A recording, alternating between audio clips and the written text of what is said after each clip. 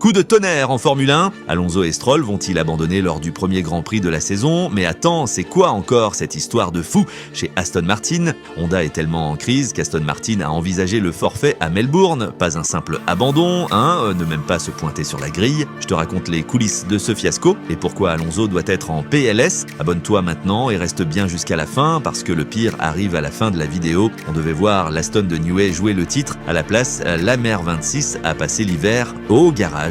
Moteur Honda qui casse en boucle, batterie qui lâche, pas assez de pièces pour rouler normalement à Bahreïn. L'équipe a tellement peu de confiance que oui, l'option forfait à Melbourne a été posée sur la table en interne, sauf qu'avec les accords Concorde, si tu ne viens pas, tu payes cher et tu flingues ton image. Du coup, nouveau plan, venir en Australie, passer la règle des 107% en qualif pour éviter l'exclusion, prendre le départ et abandonner vite fait pour ne pas exploser le moteur. C'est plus un week-end de course, c'est de la survie et derrière, c'est la panique totale. Cellule de crise, ingénieur d'Aston mis en liaison directe avec Sakura, Andy Cowell envoyé au Japon pour aider Honda, vibration du V6 qui détruisent la batterie et un moteur qui manquerait d'environ 80 chevaux pour recharger correctement. Résultat, impossible de savoir si la voiture est bonne, tout est gelé par la fiabilité. Et pendant ce temps, Alonso a 44 ans, Stroll a investi des centaines de millions dans un campus de malades pour risquer de faire de la figuration ou même de ne pas finir le premier Grand Prix. Si toi aussi tu veux suivre la chute ou la renaissance d'Aston Martin en direct, like, abonne-toi et dis-moi en commentaire, tu crois qu'ils vont remonter la pente ou qu'on vient d'assister à la fin de leur rêve de titre?